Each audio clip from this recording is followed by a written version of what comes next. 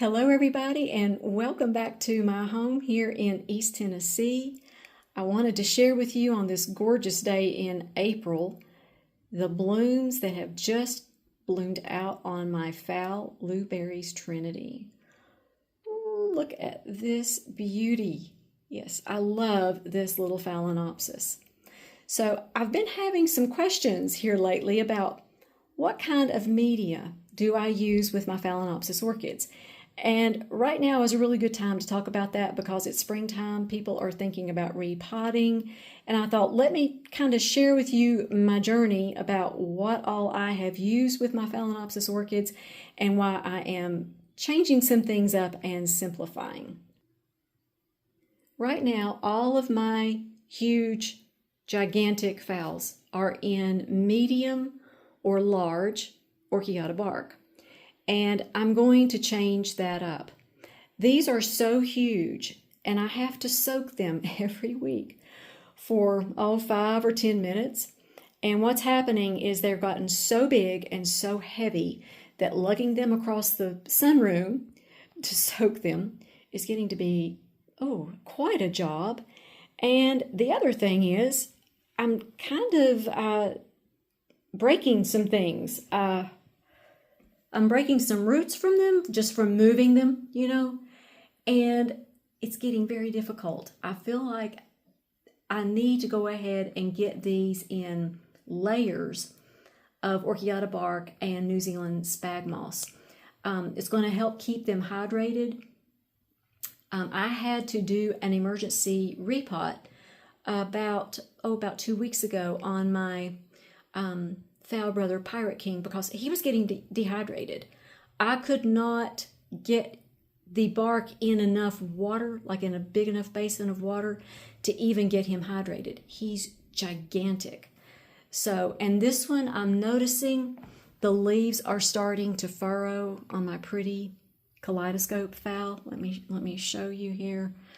The furrowing here, it's just starting, and I'm thinking, oh my goodness, that's kind of showing signs of dehydration. And I just want to get them in a mixture of bark and moss so that it's a lot easier for me to water them that way. I just water them from the top. And what happens is these pots have an elevated platform that drains down into the bottom of the pot. So I don't even have to drain it usually until that reservoir that's about... I have about an inch reservoir here where all of the water collects. And so it's just a lot easier for me to deal with that than to move these things around with all these air roots. As you see, I'm starting to break them. Yeah, so when it's too heavy for you, and it's a little bit too heavy. And some of my pots, not the orchid pots that I got from the orchid supply store. Let me show you which ones I'm talking about. These pots right here, I bought these from a garden center. And I mean, they've held up pretty well, but do you see how that plastic is very thin right here? See this crack? It's starting to crack, and I'm afraid it's going to fall apart on me. So I need to get them in good orchid pots from the orchid supply store. And I also need to quit moving them around so much. Now here's my beautiful Tetrapus C2. What a gorgeous bloom. That just bloomed out today. But my Tetrapus is in a 4-inch orchid pot. It is no problem for me to move this around. I can fill this outer pot with water. That's not a problem. But I've noticed that when they get into, let's say, a 5-inch pot, like my Phal Matuo King Belina is in, they start kind of getting heavy. I tried to use small Orchiata bark, thinking that maybe it would be more water retentive. And it is slightly, but the next time I repot this one, even in a 5-inch pot, I'm going to add some New Zealand sphagnum to these pots. And my little Phal Lammanana is in all bark with a she's in all moss with a bark topper. There we go. And that's just a 3-inch pot. And she has grown so very well in moss. As long as I don't go above about a 4-inch pot with just moss, I'm fine. But when I go above that, when the weather gets humid here, the pots don't dry out very easily. So I have to kind of be careful and mindful about what I grow my phals in, because obviously the large pots with just Orchiata bark, that's not quite enough moisture. I can't keep all of the roots hydrated. And then too large of a pot with just moss with my phals doesn't work. Now, it works with my cattleyas. It works very well.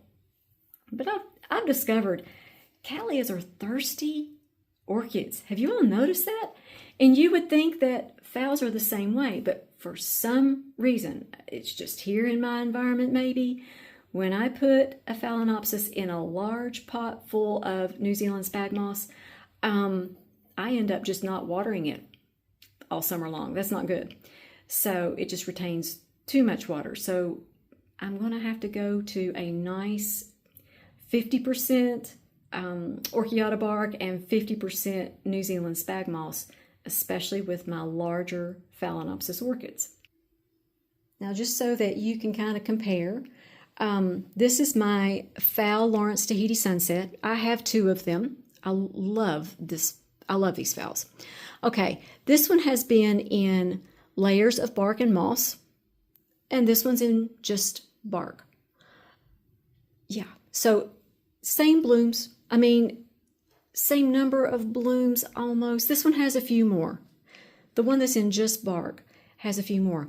But trying to water this huge phal, I can't get, okay, I can get to the back of it, but I can't get to the front of it here. So yeah, if you all have an answer for that one, let me know. But I've heard from several of you that you're struggling with the same issue. So that is what I've come up with. That is my solution. And here is my beautiful Phalsogo Vivian. She's been in layers of bark and moss for about 2 years. Look at this bloom show. So they're doing well with it. The larger phals are also going to do great with it, but that's how I'm dealing with trying to keep these huge phals hydrated. I'm just going to change them all over into layers of bark and moss. And just to let you all know, I buy my MSU fertilizer from Amazon, and all of my supplies that I use with my orchids, the bark, the moss, the pots, everything that you see, a lot of the plants that you see here come from the Orchid Supply Store, who sponsors my channel. And this is a great time to order supplies for repotting. And when you place an order from the Orchid Supply Store, don't forget to use my coupon code AMY for a 12% viewers discount. And if you're inside the continental United States, you get shipping for free. Before I end the video, I would love to say the blessing over you, your plants, and your families. May the Lord bless you and keep you, make His face shine upon you, and be gracious to you. May the Lord turn His face toward you and give you His peace. Thank you all so much for watching, and have a great day. We'll see you next time.